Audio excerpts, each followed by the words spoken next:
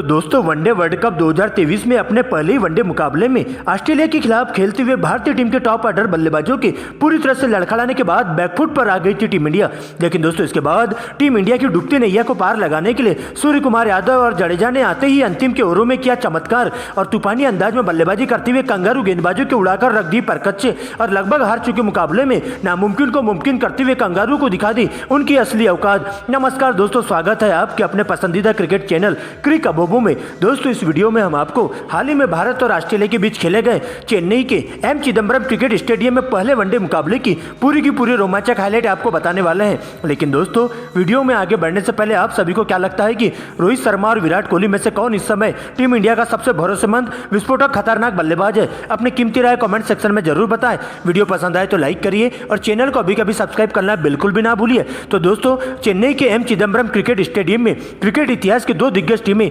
भारत और ऑस्ट्रेलिया की टीमें एक दूसरे के आमने सामने खड़ी थी, जहां पर दोस्तों दोनों टीमों के बीच एक रोमांचक मुकाबला देखने को मिला। दोस्तों आपको बता दें कि इस मुकाबले के लिए टीम इंडिया की कमान अनुभव के धनी रोहित शर्मा के कंधों पर सौंपी गई थी, जबकि दोस्तों ऑस्ट्रेलिया के लिए पैट कमिंस कप्तानी करते हुए देखे गए थे। दोस्तों इसके बाद दोपहर 1:30 बजे मुकाबले में टॉस किया जाता है और टॉस जीतकर ऑस्ट्रेलिया के कप्तान पैट कमिंस पहले बल्लेबाजी करने का फैसला करते हैं, जबकि दोस्तों टीम इंडिया के पक्ष में गेंदबाजी जाती है। दोस्तों इसके बाद कंगारू टीम के लिए पारी की शुरुआत करने के लिए ऑस्ट्रेलिया के दो धाकड़ ओपनर बल्लेबाज मिशेल मार्श और डेविड वार्नर मैदान पर आते हैं, जिनके कंधों पर टीम को ठोस शुरुआत देने की जिम्मेदारी होती है। तो ये दोस्तों टीम इंडिया की तरफ से पहले ओवर की गेंदबाजी करने के लिए टीम के तेज तर्रार विकेट टेकर गेंदबाज जसप्रीत बुमराह आते हैं, जहां उनका सामना होता है मिशेल मार्श से और पहले ही ओवर में मिशेल मार्श के द्वारा आती सी बल्लेबाजी देखने को मिलती है, जहां पर दोस्तों पहली गेंद पर बैकवर्ड पॉइंट की दिशा में एक करारा चौका जड़ देते हैं। तो दोस्तों अंतिम गेंद पर एक हुक शॉट लगाती हुई गेंद को दर्शक दीर्घा में 6 रनों के लिए भिजवा देते हैं। दोस्तों इसके बाद दूसरे ओवर की गेंदबाजी करने मोहम्मद सिराज आते हैं, जहां पर दोस्तों डेविड वार्नर भी अपने हाथ खोलते हुए दिखाई देते हैं और पहले ही शॉर्ट ऑफ लेन गेंद पर करारा प्रहार करते हुए गेंद को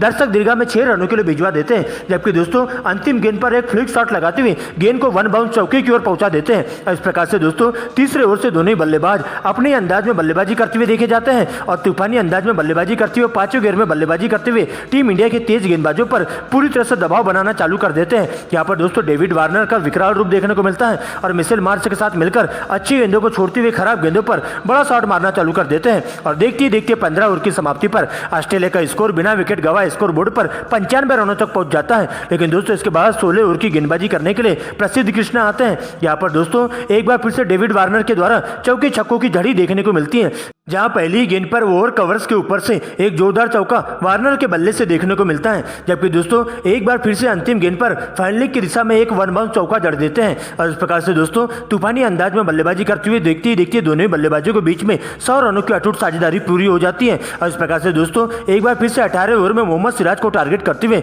डेविड वार्नर का बल्ला जम के गरजता है, जहां पर दोस्तों चौके छक्कों की झड़ी लगाते हुए इसी ओवर में 2 छक्के और 2 चौकों की मदद से 20 रन बटोर लेते हैं और इस प्रकार से मोहम्मद सिराज के इसी ओवर को टारगेट करते हुए उनकी लाइन लेंथ बिगाड़ कर रख देते हैं। लेकिन दोस्तों आगे भी दोनों ही बल्लेबाज इसी अंदाज में बल्लेबाजी करते हुए चले जाते हैं, जहां पर दोस्तों 20वें ओवर की पहली गेंद पर एक और करारा चौका जड़ते हुए डेविड वार्नर अपने 50 पूरी कर लेते हैं। लेकिन दोस्तों 21वें ओवर में इस साझेदारी पर पूर्ण विराम लगाने के लिए टीम इंडिया के तेज गेंदबाज प्रसिद्ध कृष्णा गेंदबाजी करने आते हैं, जहां पर दोस्तों ओवर की दूसरी ही बाउंसर गेंद पर पूरी तरह से डेविड वार्नर को चकमा दिया जाता है और गेंद उनके ग्लव्स को टच होते हुए सीधा विकेट कीपर केएल राहुल के दस्तानों में चली जाती है और इस प्रकार से डेविड वार्नर की 52 रनों की तूफानी पारी का अंत हो जाता है। लेकिन दोस्तों इसके बाद आगे का मोर्चा संभालने के लिए नए बल्लेबाज स्टीव स्मिथ मैदान पर आते हैं और आते ही मिशेल मार्श के साथ मिलकर लगातार स्ट्राइक रोटेट करते हुए चले जाते हैं, जहां पर दोस्तों अच्छी गेंदों को छोड़ते हुए खराब गेंदों पर बड़ा शॉट मारना चालू कर देते हैं। और इस प्रकार से देखते देखते सबसे पहले मिशेल मार्श भी 44 गेंदों में अपनी 50 पूरी कर लेते हैं और इसके बाद तो दोस्तों मिशेल मार्श का तूफान देखने को मिलता है, जहां पर टीम इंडिया के तेज गेंदबाजों पर पूरी तरह से हावी होते हुए कहर बनकर टूट पड़ते हैं और उनकी लाइन लेंथ बिगाड़ने का काम करते हैं और हर ओवरों में चौके छक्कों की झड़ी देखने को मिलती है और इसी प्रकार से देखते देखते टीम के स्कोर को 150 रनों पर एक विकेट के नुकसान तक पहुंचा देते हैं। लेकिन दोस्तों तीसरे ओवर में चाइनामैन कुलदीप यादव की एंट्री होती है और आते ही कंगारुओं के ताबूत में कील ठोकने का काम करते हैं, जहां पर दोस्तों अच्छे लय में दिखाई दे रहे हैं टीम इंडिया के लिए खतरा साबित हो रहे हैं। मिशेल मार्श को ओवर की पहली गेंद पर चारों खाने चीत करते हुए क्लीन बोल्ड कर देते हैं और इस प्रकार से मिशेल मार्श की 72 रनों की धुआंधार पारी का अंत हो जाता है, जिसके बाद दोस्तों नए बल्लेबाज के रूप में लबुशेन की एंट्री होती है और स्टीव स्मिथ के साथ मिलकर आगे का मोर्चा संभालते हुए दोनों बल्लेबाज कछुए की चाल से आगे की रनों की बारिश करना चालू कर देते हैं, जहां पर अच्छी गेंदों को छोड़ते हुए खराब खराब गेंदे पर बड़ा शॉट मारना चालू कर देते हैं और देखते देखते मिशेल मार्श भी 38 गेंदों में ही अपनी 50 पूरी कर लेते हैं और इस प्रकार से दोस्तों टीम के स्कोर को 40 ओवर की समाप्ति पर 242 रनों तक पहुंचा देते हैं। लेकिन दोस्तों इसी बीच 41वें ओवर में एक बार फिर से मोहम्मद सिराज के द्वारा घातक गेंदबाजी देखने को मिलती है और आते ही कंगारू टीम पर पूरी तरह से हावी होते हुए उनके लिए काल बनकर आते हैं, जहां पर दोस्तों टीम इंडिया के लिए खतरा साबित हो रहे स्टीव स्मिथ को अपना शिकार बनाते हुए उन्हें 52 रनों के निजी स्कोर पर एलबीडब्ल्यू आउट करते हुए डगआउट की ओर लौटा देते हैं। लेकिन दोस्तों इसके बाद नए बल्लेबाज के रूप में मैक्सवेल की एंट्री होती है, लेकिन दोस्तों वे भी सस्ते में आउट होते हुए पवेलियन का रास्ता नाप लेते हैं, जहां पर दोस्तों एकदम से जड़ में गेंदबाजी करते हुए यार्कर गेंद पटककर चारों खाने चीत करते हुए उन्हें क्लीन बोल्ड कर देते हैं और इसी ओवर की अंतिम गेंद पर बिना खाता खोले ही मैक्सवेल को पवेलियन का रास्ता नापना पड़ता है। लेकिन दोस्तों इसके बाद नए बल्लेबाज के रूप में लबुशेन का साथ देने के लिए कैमरन ग्रीन मैदान पर आते हैं, जहां पर दोस्तों आगे का मोर्चा संभालते हुए दोनों बल्लेबाज काफी संभल कर खेलते हुए और कोई विकेट गंवाए बिना टीम के स्कोर को 300 रनों तक पहुंचाने की पूरी कोशिश करते हैं और 45 ओवर की समाप्ति पर टीम का स्कोर 300 रनों पर 4 विकेट के नुकसान पर पहुंच जाता है और वनडे को T20 बनाते हुए दोनों बल्लेबाज बॉल देखो और बॉल पहले वाले नियम के तहत बल्लेबाजी करते हुए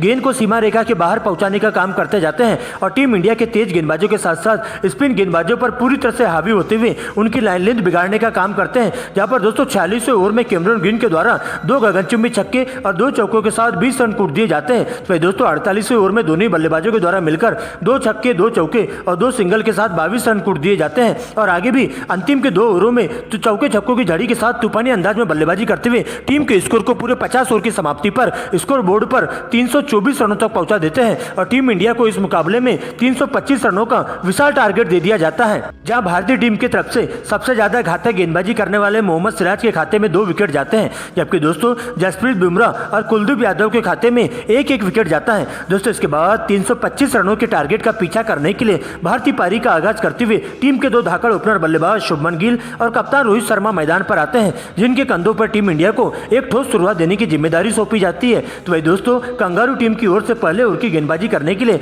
ऑस्ट्रेलिया के सबसे खूंखार तेज गेंदबाज मिशेल स्टार्क आते हैं, जहां पहले ओवर में उनका सामना होता है रोहित शर्मा से और रोहित शर्मा के द्वारा पहली गेंद पर बैकवर्ड पॉइंट की दिशा में एक करारा चौका लगा दिया जाता है। वही दोस्तों अंतिम की 2 गेंदों पर एक पर हुक शॉट और एक पर फ्लिक शॉट लगाते हुए 2 करारे छक्के लगाते हुए इस ओवर में 14 रन कूट देते हैं। लेकिन दोस्तों दूसरे ओवर में शुभमन गिल भी अपने अंदाज में बल्लेबाजी करते हुए कैमरन ग्रीन पर पूरी तरह से हावी हो जाते हैं और 2 लगातार रिवर्स स्वीप उनके बल्ले से देखने को मिलती है, जबकि दोस्तों शॉर्ट ऑफ लेन गेंद पर एक और करारा चौका उनके बल्ले से लगाया जाता है। तो वही दोस्तों तीसरे ओवर में कमिंस को टारगेट करते हुए रोहित का बल्ला जम के गरजता है, जहां पर दोस्तों रोहित शर्मा इसी ओवर में 2 छक्के और 2 चौकों की मदद से 20 रन कूट देते हैं और आगे भी इसी अंदाज में बल्लेबाजी करते हुए बॉल देखो और बॉल पहले वाले नियम के तहत दोनों बल्लेबाज रनों की बारिश करना चालू कर देते हैं और तेजी से रन बनाते हुए 15 ओवर की समाप्ति पर टीम के स्कोर को बिना विकेट गंवाए 100 रनों तक पहुंचा देते हैं और 16 ओवर में रोहित शर्मा 3 लगातार चौके जड़ते हुए अपनी 50 पूरी कर लेते हैं। लेकिन दोस्तों 17 ओवर में शुभमन गिल रिवर्स स्वीप खेलने के चक्कर में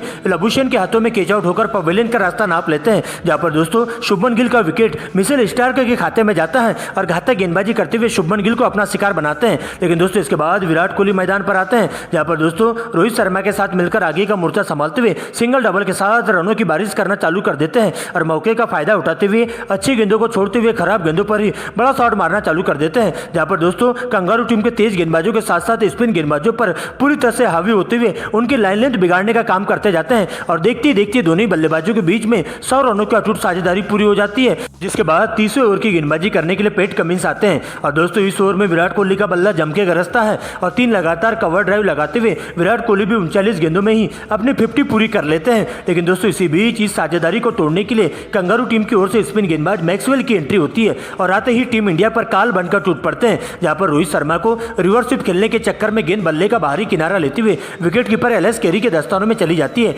और इस प्रकार से रोहित शर्मा की 80 रनों की धुआंधार पारी का अंत हो जाता है। जिसके बाद दोस्तों नए बल्लेबाज के रूप में केएल राहुल मैदान पर आते हैं और विराट कोहली के साथ मिलकर दोनों बल्लेबाज आगे का मोर्चा संभालते हुए काफी संभल कर खेलते हुए दिखाई देते हैं और 41वें ओवर में एक बार फिर से विराट कोहली के बल्ले से 2 करारे चौके देखने को मिलते हैं। लेकिन दोस्तों 42वें ओवर में एक बार फिर से मैक्सवेल के द्वारा काफी खतरनाक गेंदबाजी देखने को मिलती है और आते ही अपनी गेंदबाजी से जमकर वहां वही लुटते हैं, जहां पर दोस्तों टीम इंडिया के लिए नए बल्लेबाज के रूप में आए केएल राहुल को अपना शिकार बनाते हुए सीमा रेखा के पास कैच आउट करवा के 4 रनों के निजी स्कोर पर पवेलियन का रास्ता दिखा देते हैं और दोस्तों इसी ओवर की अंतिम गेंद पर नए बल्लेबाज के रूप में आए श्रेयस अय्यर को एकदम जड़ में गेंदबाजी करते हुए यार्कर गेंद पटककर चारों खाने चीत करते हुए उन्हें क्लीन बोल्ड कर देते हैं। और इस प्रकार से दोस्तों श्रेयस अय्यर बिना खाता खोले ही डगआउट की ओर लौट जाते हैं। और इस प्रकार से दोस्तों नए बल्लेबाज के रूप में अब सूर्य कुमार यादव की एंट्री होती है। लेकिन दोस्तों 42वें ओवर में विराट कोहली भी गलत शॉट खेलने के चक्कर में मिशेल स्टार्क का शिकार बन जाते हैं, जहां पर दोस्तों बल्लेबाजी के चक्कर में वे भी कैच आउट होकर